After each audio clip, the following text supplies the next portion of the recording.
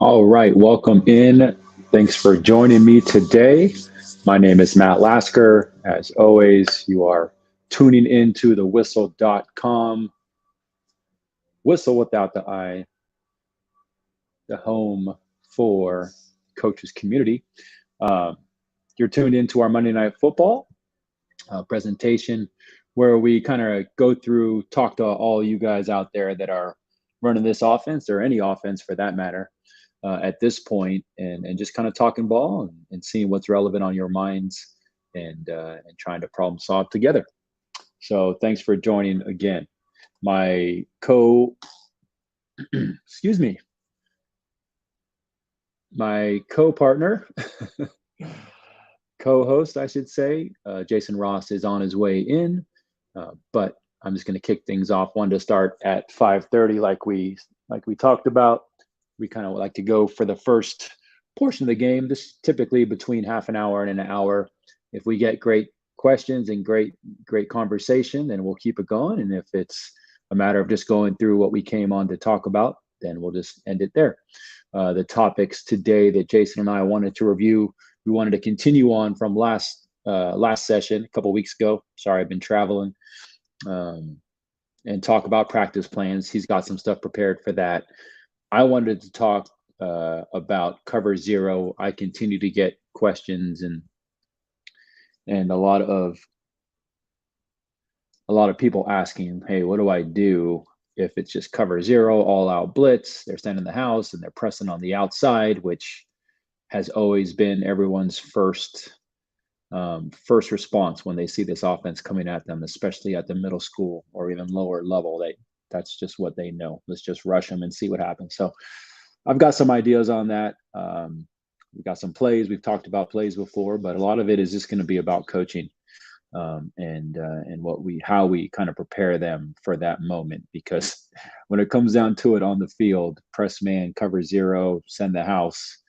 Yes, are there some plays that expose that? Absolutely, but you better have prepared the linemen in practice. You better have prepared blitz pickup with your running backs. You better have prepared the quarterback for being as comfortable as possible, completely under pressure like that. So yeah, we'll talk about it. First, I wanted to talk about, I know you guys, most of you out there are not West Coasters, but I don't know if you guys saw this Niner game yesterday, but essentially the entire Bay Area and beyond now, and maybe it's just Twitter, so I'm just frustrated and annoyed coming off Twitter all day, and actually all the radio stations out here. It's amazing to me how people have jobs in commentary about football. So the scenario that happened was that I think everyone saw what happened last year with the quarterback situation. Jimmy G, he's been a solid quarterback. I have not been a huge fan of his over the years as a Niner fan. I think he's solid. He's probably a little bit of a tier above Alex Smith, game manager. But you see in pressure situations that he doesn't fully go through all his reads per se, and he seems to rush things. You saw that a lot in the Super Bowl. If you watched that Super Bowl back from the Chiefs, I'm not saying that Super Bowl was his fault, but there were a lot of throws where he just clearly made up his mind before the snap where he was going to throw the ball in a couple of really key situations. So I'm not here to say that I'm the biggest Jimmy fan and I will just have his back no matter what. But this situation is pretty ridiculous. So after the season last year, the 49ers quickly announced that Trey Lance is their guy. They're moving forward with Trey Lance as the starter, and Jimmy was going to need to find a new home. Jimmy had surgery, so he had trouble finding a new home. And essentially, after all that was said and done and all this craziness in the offseason, Jimmy restructures his contract to come back as the designated backup quarterback. So he takes a big pay cut, doesn't go anywhere, stays in a comfortable situation, which a lot of quarterbacks, I don't know many, 99% of quarterbacks, if they were treated that way, didn't even get a chance to compete for his job. He just lost it just because, like, at least in my mind, let the guy compete. And if he gets beaten out, that's one thing. But really, they just told him, thanks for everything. You've had a winning record here. You've gone to the NFC Championship game 2 out of the 3 last years. You went to the Super Bowl a few years ago, came up just short. But anyway, thanks for everything. Appreciate your hard work. We'll see you. So he stays through all that, comes back, rehabs, comes back. And of course, Trey Lance goes down yesterday. And this is the story that's burning up the airwaves out here on the West Coast, at least. And everybody is up in arms because the OC, Kyle Shanahan, ran this mobile quarterback that they drafted to be a mobile, modern quarterback. And if you guys know me at all, I love athletes. I do. But quarterbacking will always come down to being able to process in the pocket and choose the appropriate person, the right person versus whatever defense they're looking at. Okay, so number one, let's just start there. So anyway, so they draft this guy. They run him. They're using his skill set, same plays, read option that you see Lamar running and any other mobile quarterback in the league, which is a ton of them now, right? So they're not utilizing them any different. They drafted a mobile quarterback. They drafted a modern quarterback. They drafted a guy that does this. And so the coach is just using the skill set that this kid has.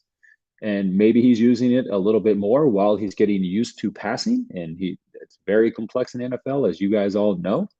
So yes, he's leaning on the run a little bit for the kid, but that's his skill set. That's what they drafted him to be. Coach cannot wear these, cushion gloves for this kid. If that's what they drafted him to do, the coach is going to utilize that skill set. Throw sometimes, run sometimes with him, run sometimes with Debo, run sometimes with the running back. But that's all part of it. And everyone out here is just blasting Shanahan of what is he doing? He's running this kid. He's running him. He's running him like a fullback because the hot topic out here is between the tackles. It's read option. He just is. He kept the ball. 2 plays before that, he handed the ball off. The guy got a 50-yard run. This play, he made the read, kept the ball. The gap was in like the seat, and like, I don't know, that it was between tackles, but that's just where the play goes. So everyone is just out here going crazy about Kyle Shanahan. Even the people that I thought, the sportscasters that I thought were like really good, are just roasting Kyle Shanahan for this. And it's just ridiculous. And I just can't believe people don't understand. And it just shows more and more, with Twitter and all these outlets where you can just spew your nonsense and spew your hate. You don't even have to freaking man up and put your name on it. You don't even have to say who you are, but you just get to spew nonsense and hate. It just piles on top of each other. And yeah, I'm just coming off Twitter right now and just so frustrated and annoyed that there's so many people that just don't get it, but just pile on a guy like Kyle Shanahan. Is like, why would I want this kid to get hurt? Like, we changed our whole. They gave him the keys to a team that was Super Bowl ready, defense Super Bowl ready, receivers and backs Super Bowl ready, O-line, questionable, but it's pretty ridiculous, and I don't know. I just had to get that off my chest. So anyway. We are still waiting on Coach Ross to come through and talk those practice plans. Hey, see a couple people chiming in on Facebook. How's it going? As always, if you want to join us on the show, I'm going to put the link in the chat. So sorry. Please click this link if you wish to join live and talk ball.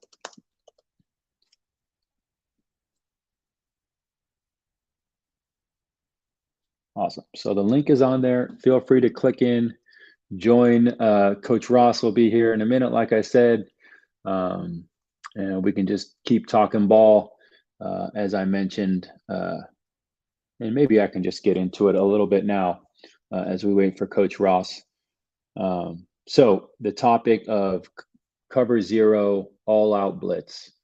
Now, I've gotten a lot of messages about it on Facebook and on Whistle, and as well as on YouTube.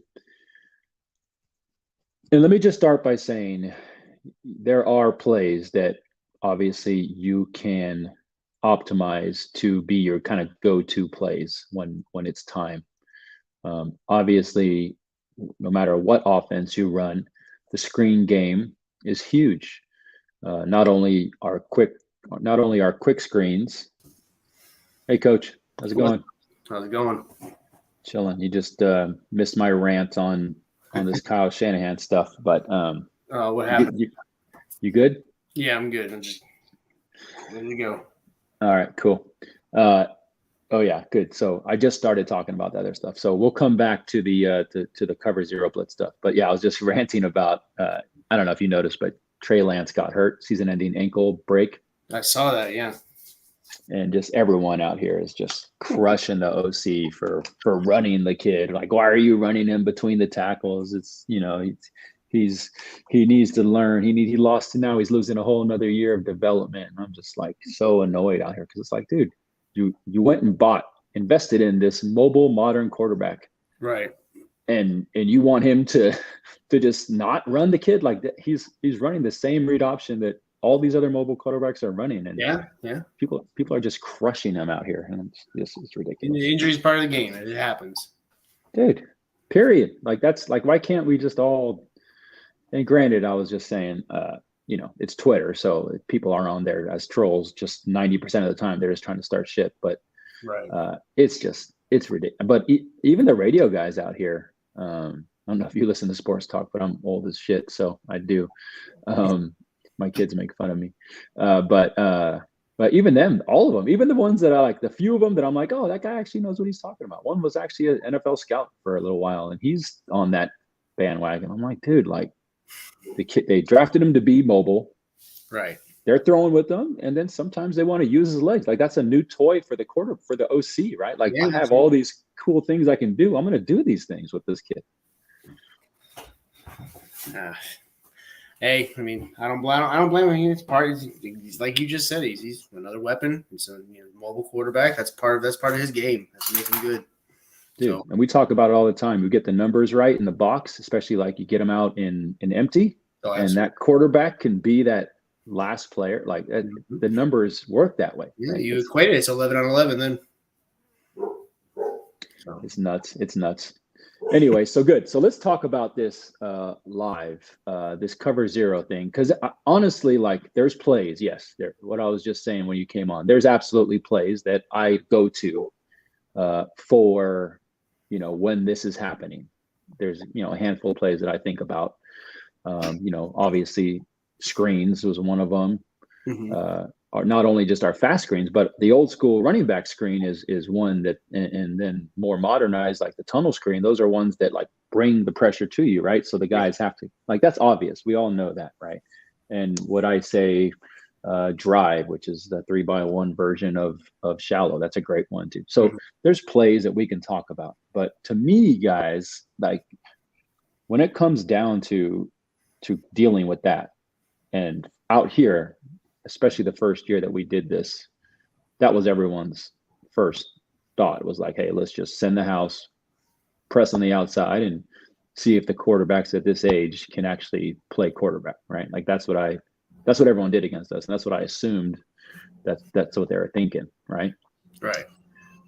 So like to me, it's like more about how have you practiced right now, right? Like those practice plans we've talked about, and we're going to talk about some more. You better have taught those linemen how to win their one-on-one matchup by now, right? You Yes. better have taught your running backs with the linemen and inside pass drills how to pick up the proper blitzer, right? You better have practiced with your quarterback pressure situations in practice where, you know, it's never going to be comfortable getting, you know, all out blitzed, but you have to have seen it a few times before the actual game. And hopefully you're practicing. So to me, it's more about like optimizing practice so the game isn't as crazy to them, and they're just not like, Oh yeah, this isn't perfect like practice where it's, you know, running linebackers are dropping to their zones nicely right. and sitting. So I don't know. I don't just initial thoughts before we get into the details. Initial thoughts on like how do you when you get a team that you know that's what they're going to do. What's your kind of thought process through that? Well, what I'm going to do is I'm going to utilize motion. I like to utilize motion to either move a guy around, kind of, they're built to, hey, we're gonna man up. Okay, but what happens if this guy's now over here? Or what happens if he motions and it's a fast motion and they get into a passing scheme over here? We can't shift, or is that, or do we have to roll a safety? Do they have to switch covers? So I like to move motion to try to create some confusion. That's great. I mean, just by a rule, I think that should be something that people utilize, right? I love that because then you really do know. Yep. I mean, at this level, are they really in man? Even though they're pressing, that doesn't mean they're in man, right? Yep. I'd love to ask Jonathan that if he's done much motion. He's been asking a lot about it too. Yeah, so that's my go-to when I start seeing. But we didn't really see too much press, cover zero. So we saw a little bit of press on the outside, but then they were kind of soft and light on the slot. So it made it pretty easy for us to we'll just hit quick slants to the inside until they stop it. Yeah. So you guys never saw like the all out like let's just rush them and see what happened. Like that's fear. I honestly feel like I saw that a few times. No, I mean maybe situational. When they were getting beaten, they were kind of getting desperate as to what they could do. Maybe a little bit, but just straight on, play after play after play. We never really saw it that much. So cool. So hey, you guys on Facebook, we can see that you're commenting. So keep it up. If you want to, for some reason, it's just saying user, so I can't see who it is. So I can't holler at you guys specifically. So when you guys talk and throw stuff in the chat, just put your name in there too, so we know who you are. Shoot, you might as well put where you're from, so make sure everyone knows that. But keep those questions coming. And this conversation, honestly, is for you guys because we've had, like I keep saying, we've had a lot of questions about what to do. Okay, so one thing I want to talk about. And let me get huddle up. I should have done this before. Was this slow screen? Because I don't really talk about slow screens a lot. We've been so focused on quick screens and tunnel screens. There actually was one nuance that I changed last year with my slow running back screen. We call it what do we call it? Lita and Rita? Yeah, I think so. Sorry, I'm not coaching this season, so I'm a little rusty on the language. Let's see. So playbook, I'm just going to draw it up because it's taking too long to find it here.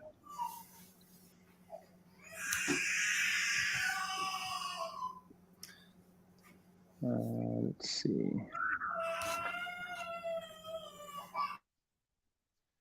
Hold on one second. So the one little adjustment I made was.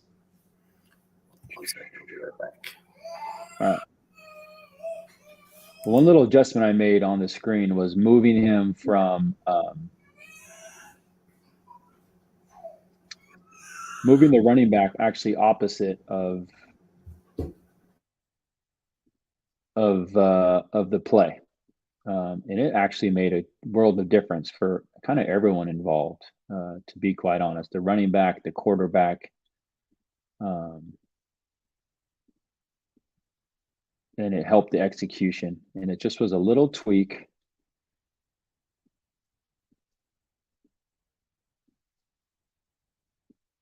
I'm getting there. Sorry, folks. So let's just call this open H. Sorry, I'm not using my regular huddle. Just bear with me.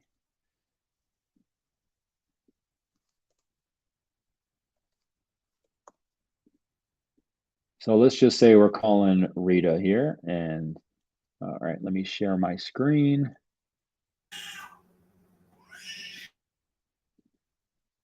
Share screen huddle. Okay. So let's just say, you can see that, right? Okay, cool. So let's just say we're calling Rita, which is a running back slow screen to the right. Okay, so as always, we have this guy taking 2 steps and releasing to the release. Come on, draw.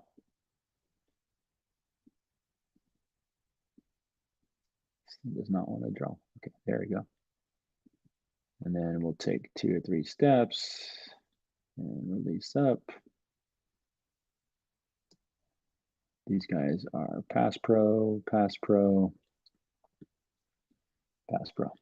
Okay, so previously I had always kind of just had the running back on the same side, and he would, kind of come lazily, act like he's blocking here, kind of blend in with these guys and turn and face up. We would kind of say replace where the tackle is, catch it, turn around, and yell go. Jason, is that any different than you've done, or do you run this play? Well, I've never really used the slow screen to the running back. Oh, good. So I'm not familiar with it as much. I tried it a little bit, but just never really had much success. So I kind of scrapped it early. Yeah, no, it's actually especially for this situation, it's actually. Although there is a screen that I picked up from doing high school that I really like that I can show you after you're done here. That's kind of similar. Good, please. Okay, cool. So that's basically what we would do. The quarterback, drops back, takes his 3-step drop, and then even goes and then fades back a couple more steps as these linemen are bearing down on him. So he kind of draws them in, right? Draws them in even back farther, and then flips it over the top of him to the running back. Okay. So it worked okay. Like it's been a solid play, and I do pull it out usually when I'm getting blitzed, right? Like that's the time to do it. So the one adjustment that seemed to kind of unlock it for me and turn it from a decent play to a great play was having the running back kind of start on the opposite side. We were having trouble with kind of the running back not feeling like they would turn their back. Like when they were over here, they would turn their back and not be able to see it. So they didn't really know where these two guys, in real life, this guy could probably set up here after dropping back, and this guy's kind of here, and he's, they're not fully aligned. So he was kind of trying to look, but he couldn't really get a good view. So just coming from this side, not only does this running back get lost to the linebackers kind of coming across, but he can kind of just blend in and kind of see where these guys are at and really set up behind them now with that view. And, we still want him to turn, but you could probably do like a, 60-degree turn where he still has half his body kind of slanted toward the running back or to the lineman. And then he can just take it and go. I don't know. I mean, there's something about that. Maybe it's the running back visibility and the quarterback being able to kind of see him better too. I don't know, but it definitely turned this play from, average play to a great play for us. And so for these blitzes, I'm not teaching you guys anything new. Every single offense has a slow screen in it, not just, air raid. So that just one little tweak that I made to it. And that's something that I would definitely, if you're going to get into these blitzers, these teams that just go all out, you're going to have to come with this and be ready with something like this. The tunnel screen is another good one because you're kind of drawing people in, and even that one's a little bit easier because it's coming across the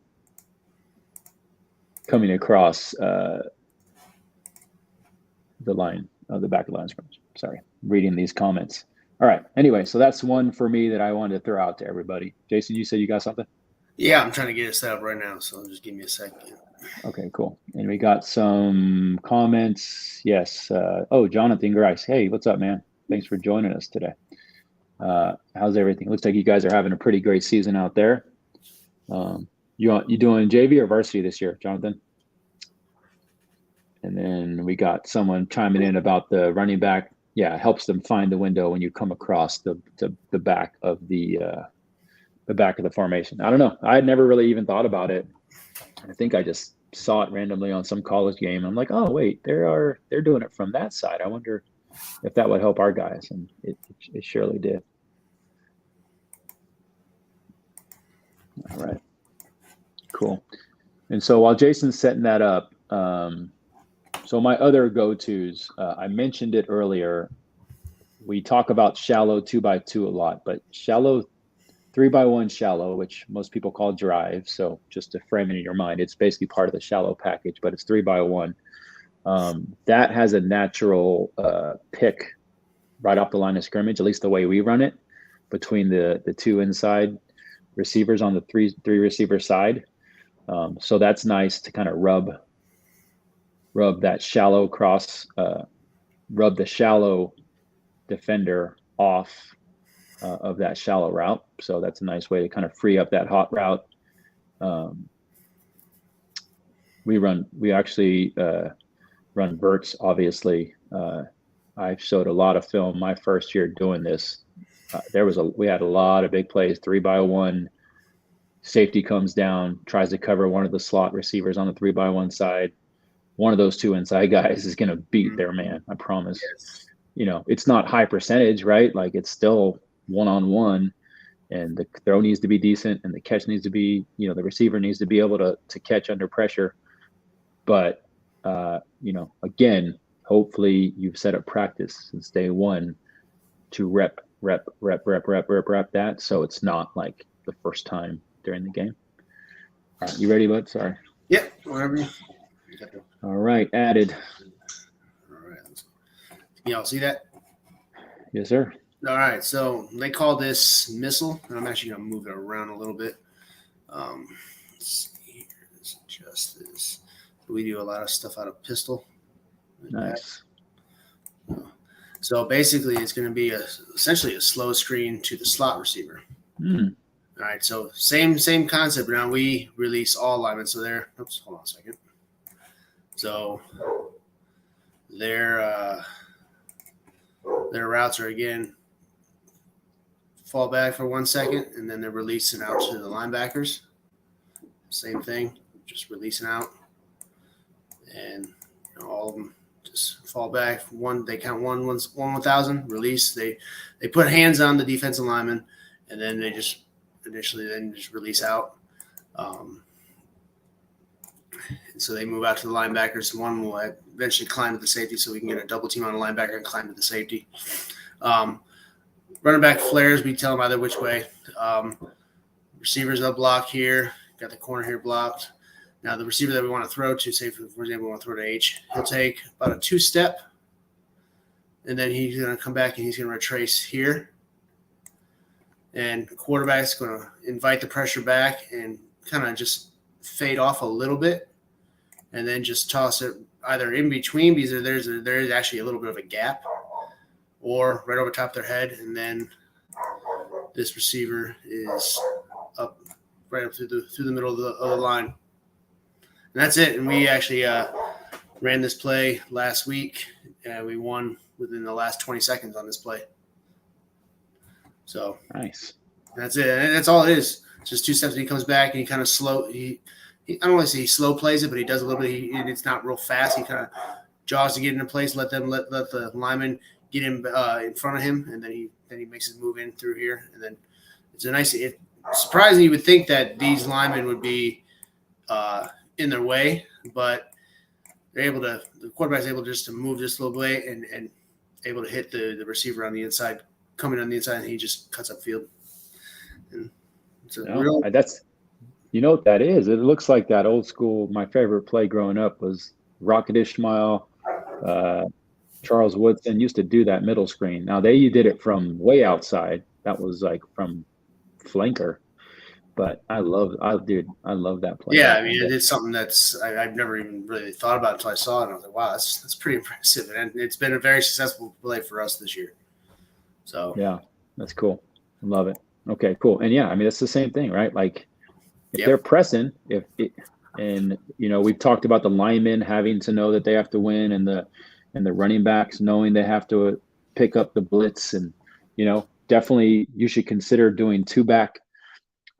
So you still have a blocker as a running back and another running back to go out into the routes. Like two back is very underutilized. I used that a lot last year. And the more I get into this offense and the more years I have under my belt, the more I want to go to two back because of that. So there's a lot of ways to do it, but in the end, that receiver that Coach Ross just showed, he has to know that he has to sell that route, right? It's basically a tunnel screen. So he's going to have to sell it I don't know, maybe an out or a vertical route. Yeah, we sell basically those two steps are two hard steps like you're running a vertical. Yeah, you're going to run a vert right past him on the outside, try to get his hips turned, and then you got to come inside. But if that doesn't happen, if he just lazily goes into the middle of that line, he's going to have a guy on him, the whole time. So, we can talk about plays all day, but it's more about how these kids are being coached up. And I know it's not easy. Coach Ross just talked about last week how, a lot of us only have two coaches, and one's doing the whole skill positions and one's doing the line, right? And it's not easy. But we got to figure out ways to get those nuances, because and my wife, she said to me the other day, oh, the program that I stopped coaching at, they're still using your plays. They're gonna be fine, right? And I go, yeah, they're gonna be fine, but it's because I talked to those coaches about how to use those. It's not about the play. The plays they're just diagrams. It's the nuance in the play. The receiver has to do this just right. The linemen have to sell the two steps back before they go. The quarterback has to sell the regular throw and then the drop back a couple more. And all those things have to be ripped out. Without that, you're just crossing your fingers and hoping that things will work in your favor. So it's the old saying, it's not the X's and O's, the Jimmy and the Joes, right? It's exact, but it sounds cliche, but it really comes down to that. The plays. I mean, yes, there's plays that are better for the situation. There's no doubt, but it's about execution. Period. And that's done in practice. Old saying I use with the kids is you're going to play like you practice. So if you ain't practicing hard and you ain't practicing these situations and you're not taking each rep serious in practice, then that's gonna result in not being successful in the game. Period. What about you guys out there? Jonathan, if you're still there, or whoever else is out there, we see a good number of folks out there watching. What do you do? Now, even if it's not just the team is going to do it the whole game, which I've seen that actually, but if it's a team that goes to that on 3rd and long, if you're getting, or a team that likes it, what do you guys do out there? Put it in the chat, please. Whether it's a play or your mindset that week, talking to the players, tell us what you guys do, what you guys talk about, how you guys handle it, because we're trying to get more information for other coaches out there. And again, I'll say it, I'm beating a dead horse here, but it does seem to be, especially at the lower levels, the answer to a throwing team is bring the pressure, press man, see what happens. So we'd love to just get more opinions out from you guys, all you guys taking time to come watch this and interact with us. We'd love your input as well. So we're going to kind of move the topic, unless you got anything else on this, Jason, to practice plans. But please continue to write in the chat, and we will come back to it if we get some good responses. We just want to share more with you guys. So, Jason, I don't know if you had anything specific around practice plans you wanted to kind of kick it off with. I mean, I can just go through I don't want to go all through it, but yeah, whatever you think will be helpful. Well, you got anything before I got to find it first, so. Not really. I mean, we've talked about it the last few weeks. If you guys don't have it yet, and I know we get a new listeners every week because people continue to join Whistle.com and the YouTube channel. But all of the content that we talk about on these shows is on whistle.com. Whistle without the I. Notice that. But if you go to the top bar and you go to the more section, there's a drop down that says files. Okay. So we've put in, not only me and Jason, but other coaches have put in documents that they think are helpful. But the playbook is in there. The practice plans for camp is in there. The install is in there. The practice plan for regular season is in there. We talked about last week this O-line plan that I created to just give to new O-line coaches, or just in general, if you have an O-line coach that wants more direction, you can just hand him this document and just say, please just study this and execute these 5 things during practice. And I'm relatively sure that O-line is going to be prepared just by doing that. So yeah, just make sure you guys all go to whistle.com, whistle without the I, and go find that file section, because that's where all the documents are being held. Okay, we got you up. Yep. Hold it up here. So as I've talked about before, I had to have tryouts. Now again, I'm my defensive coordinator is now the head coach at my school now since I moved to high school. But we had to have tryouts. It was just required that we had to have tryouts, regardless of if we had enough kids to cut or not. We still had to hold tryouts. So that meant that we had to go through the whole. Let's go through 10, 5, 10, 5. Let's go through the L drill. Let's go through 40-yard dashes. We had to record times. And so we had to really, really revolve around the tryout plan and then somehow fit our practice plans into it. And see, at our school, we only got at the most 15 practices before we were playing our first game. And that also included having 3 days of tryout or 5 days of tryouts, and then getting into our install stuff. So what I did last year, my last year coaching at that school, was I started putting the install directly into the tryouts. Regardless if the kids were going to make the team or not, they were kind of involved in the install process. So here's an example of our day 3 tryout, and this would be day 1 install for us. So as you can see, we had to go through warm-up lines because we still had to go through and just kind of see how kids move. So we were, just doing the basic plyo stuff, going through all that. And then we started getting into the normal stuff, which was we taught them. Now we taught them actually settle up a noose. We taught them that day 1. So that was, by day 3, they already knew that. And then we were with the linemen, we would have them do 3, they would rotate through 3 drills. We do the 5-man sled where they were just firing out of their stances, and they were just rotating through that, one after the other. They would hit each man and move down and hit, get in their stance and fire out, and then move to the next spot, and then they would just keep moving down the line because we had quite a few linemen. And then they went down and started learning how to do vertical drops after about 10 minutes after that. And receivers, quarterbacks, running backs, then went into pat and go. And that's basically just – we were just doing verticals. We did slants. We would mix up the routes, but mainly it was just verticals, just kind of stretching the legs out, stretching the quarterback's arms out, getting a good warm up there.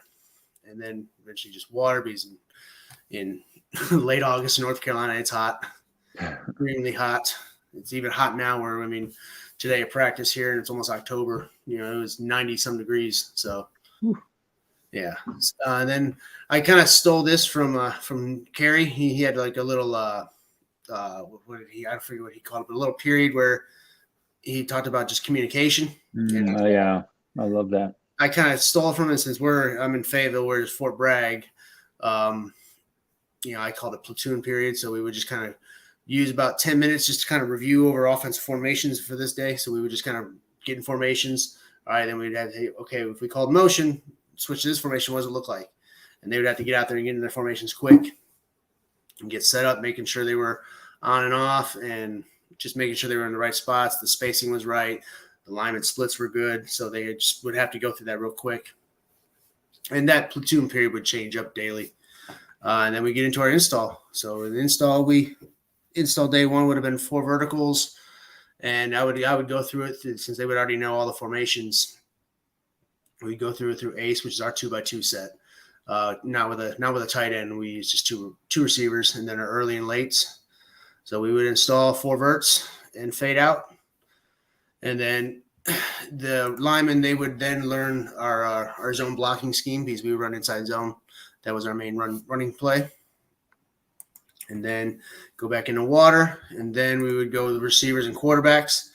They would install Reed and Lisa, which for Reed and Lisa, those are our quick screens to the slot receiver. That's what we use for Reed and Lisa. So we would install the quick screens there and rep those to both sides. And while the running backs were repping and learning about it inside zone along with the linemen, so they were with the linemen, just learning the blocking schemes and learning where the holes were and how to read the blocks. And again, that's still there. Then go back in, and we were still as a team, as a group, going through fade out. With the running backs, we would add in with the running backs on this one too as well, because they would have a route on both the fade out and 4 verts. So we would also bring the centers along and just snap, and linemen would just do 2v2 pass pro. So we basically either be both tackles go, both guards go, and basically it's just about, we would just drill them as far as keeping their feet underneath them, and then also moving to stay in front of the defender, making sure that he doesn't get around them, and making sure our big emphasis was making sure that they don't get beat inside, because that is the quickest lane to the backfield. So we always had to protect the inside. So we had a rule that we would constantly say. We would say inside, head up, outside, and they had to protect that in that order. So it would be inside, head up, outside. And then we would introduce on day 3 routes on air, barrels if we had them. We had some barrels, and then we would also introduce the pull drill for getting ready to set up our GT counter. So we would start going through that, because that would be set up and going into the next day. And then we just have a little script that we go through here, and basically you can see it's just all plays that we were just installing that day. We would just go through different formations, and then eventually, as we get further on, we would put it to right hash, left hash, middle of the field, just so they get used to seeing it. And that would be day 1 install. And let's see if I have day 2. So you actually script the plays. Yep. Legitimately every practice like that? Yeah, every practice based on what we're now. When we get into actual in season practice, then it'll be scripted more than just what we're working on that day. It'll be a little bit of everything. All right. And so this will be install 2, kind of the same thing, getting the same drills here. Platoon period. This is again more formations, walking through, blocking on screens and runs. So we kind of go review some of the stuff we talked about the day before. And then receivers, quarterbacks, and running backs would be installing stick and corner, since those kind of go hand in hand. I mean, you can teach stick, and then all of a sudden you can just teach corner, the corner drill or the corner route the same way, the same day, because it's basically almost the same play. Mm-hmm. And then linemen are learning how to run the GT counter, and then our screen drill or screen for that day would be Randy Larry, which was our now screen to the outside receivers, and running backs would be going over GT counter with the linemen, and then we go into routes on air for stick and corner, and just that one, and then GT counter pull drill. Then we work on that again, and then again, going back into our script, working all the passing plays. And it basically would follow. I mean, I could keep going with the same kind of script through all the installs. I think we only had, because day 5 was usually my cut day. So I think we only had 3 days of install. So I think our 3rd day of install, we installed the H and Z cross, which is basically just Y cross. And then we also did the push motion for the running back screen. So that was our running back screen, was the push motion to the outside. We had a double pull drill where we just worked. It's basically just another pull where this time we had both of them pulling at the same time. And then we review inside zone. And we'd have verts and slants for the X's and Y's on this install. We would also install our jet series on this day too as well. So we would install the jet motion onto the inside zone as well. So, and then we would show a couple tags that we would put onto for backside screens. And that's about it. And then eventually finally we'd get into defensive stuff. Yeah. So the first 3 days was all offense, all Love offense. It. Now during the first couple of days of tryouts, we would obviously have some defensive drills that we would use to see how they moved and but let me show just what like a normal in-season practice would look like real quick, and then I'll leave it off. So let's just say day 9 here. All right, so here's an example of just like a normal practice would be, warm-ups and everything would be basically the same setup, and those would be everyday drills. That's how we would start out our practice out. Now my assistant coach, he would take the kids out earlier. Normally we'd start practice around 3, and so he'd have them out there by like at least 2:50, and they'd be going through the warm-up lines. We continued to do the warm-up lines. It wasn't necessarily stretching, but it was just kind of just getting loose.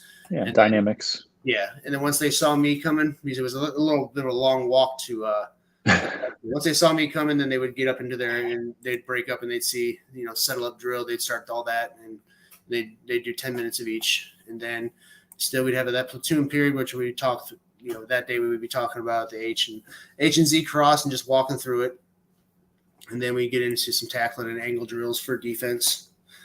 And for that day would be jet sweep reps, and then adding on the verts for my X and Y were my 2 outside receivers. So they'd be working verts, hitches and slants off this jet motion.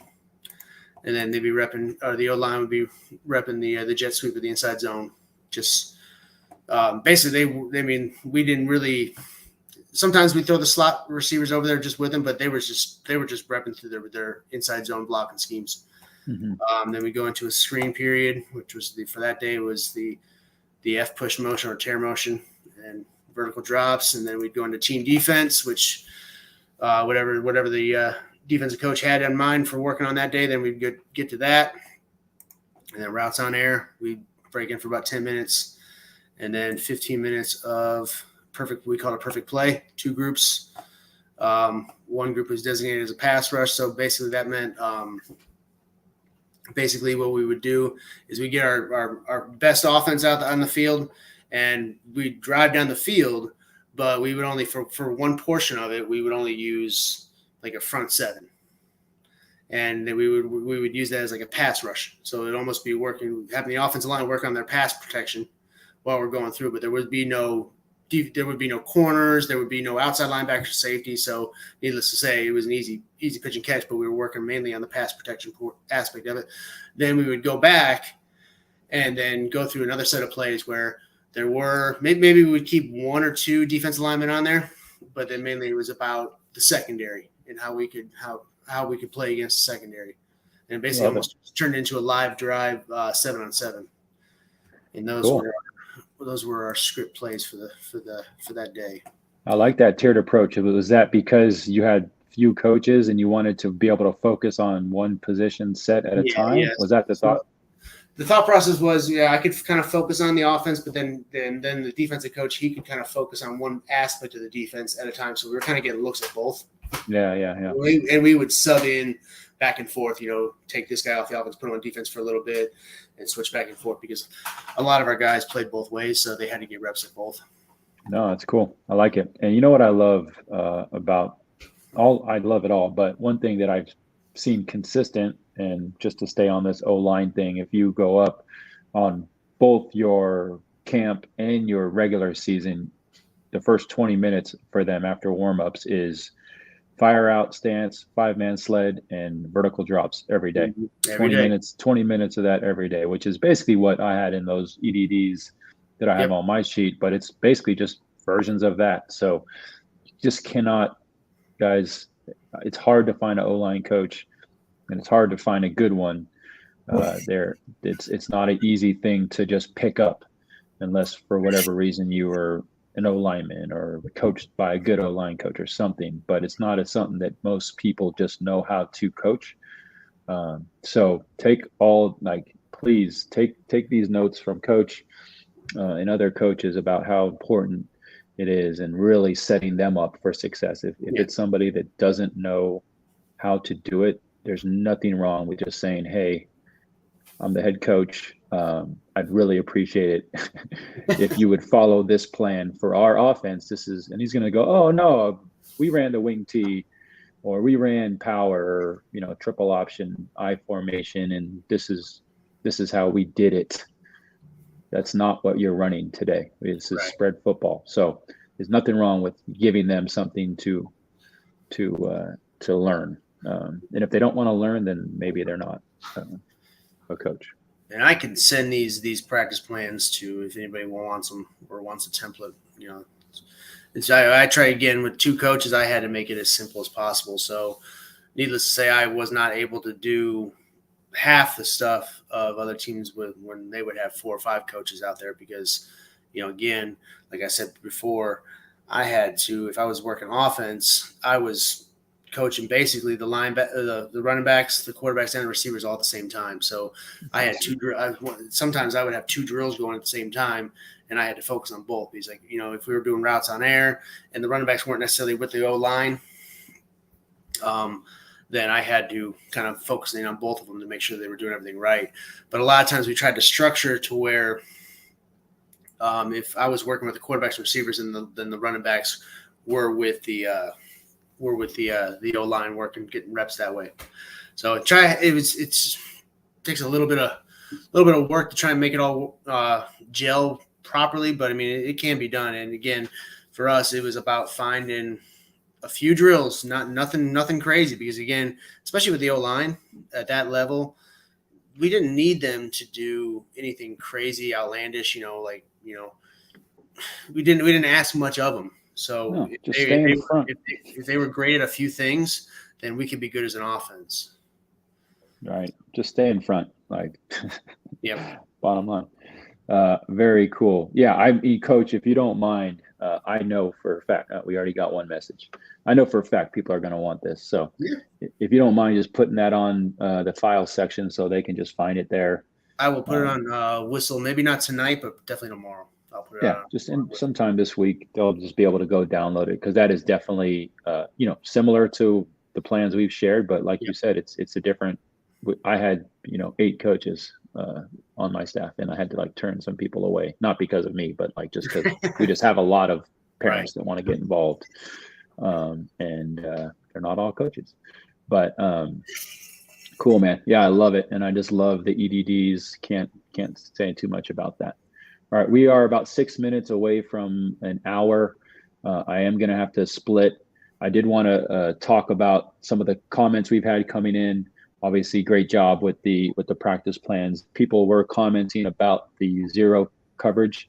So I'm going to put it on the screen, but I believe this is from Jonathan Grice out in Charlotte. Yeah, it says it is. So, I mean, all the plays that we've kind of talked about, obviously slant is a man beater. It's probably the first man beater of all time.